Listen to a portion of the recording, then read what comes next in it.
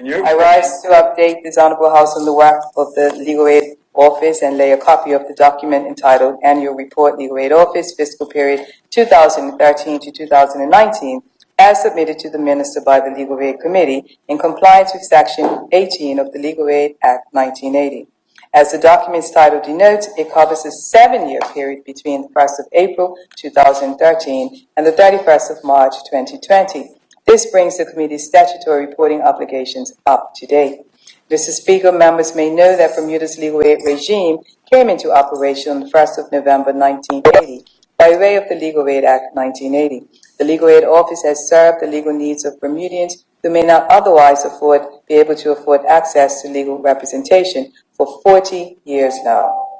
The provision of legal aid service ensures that quality legal advice and representation is readily available to individuals who meet a statutory financial means test. The delivery of this service is essential for fair access to justice, particularly in Bermuda, where the high cost of legal services in the private sector can be prohibitive to most Bermudians.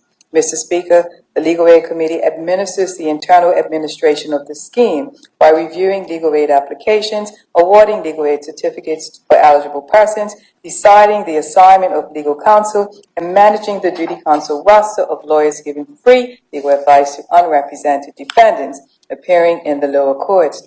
The work of the committee is supported by, and the day-to-day management and operations are the responsibility of, the Senior Legal Aid Counsel.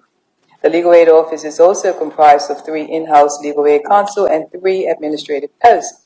Ongoing recruitment drives are underway to fill all posts substantively.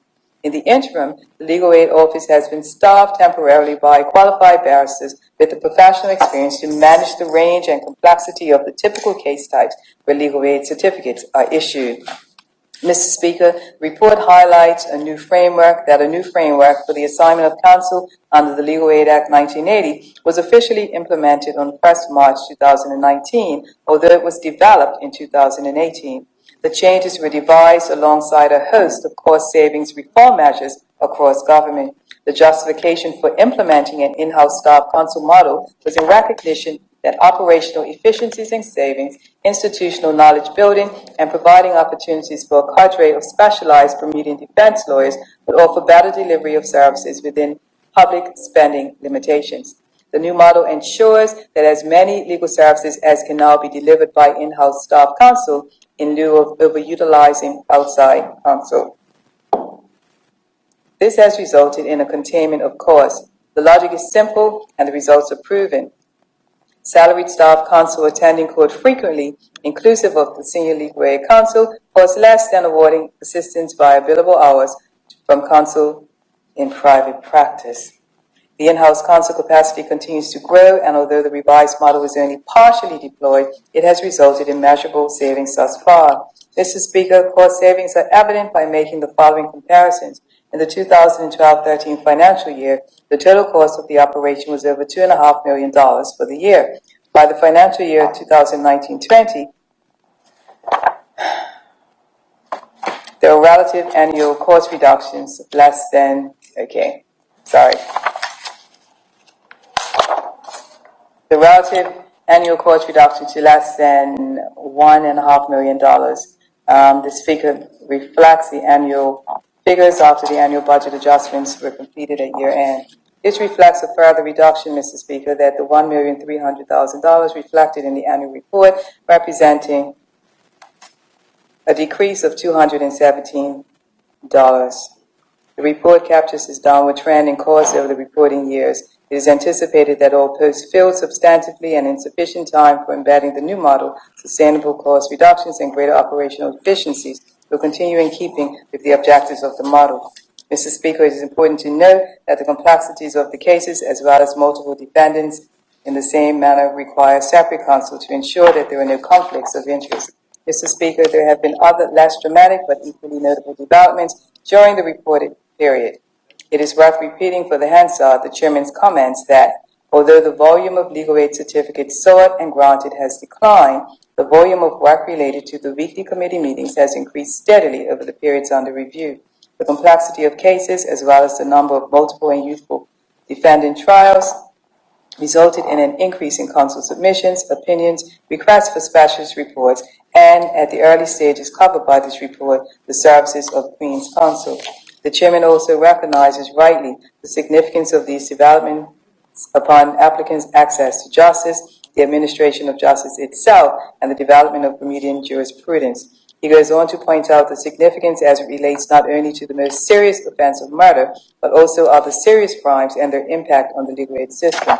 The trend was also cited for its unavoidable impact on the treatment of youth offenders, which is so vital to the viability of our justice system, not to mention civil litigation concerning children. Mr. Speaker, output measures cited in the report reaffirm that efficiency has not been compromised in the Legal Aid Office, notwithstanding the changes to its operations.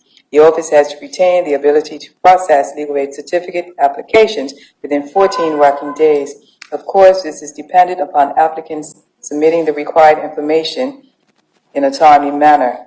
It was further cited that a primary area of delay in the vetting and approval of certificates is a lack of information from applicants that highlights the precise nature of the type of legal assistance that they seek.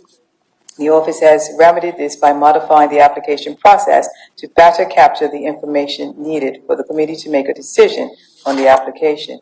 Moreover, Mr. Speaker, the Legal Aid Office continues to process applications for temporary certificates, or commonly known as emergency certificates, within 3 working days. This 3-day target is achieved when all relevant information is submitted at the time of application.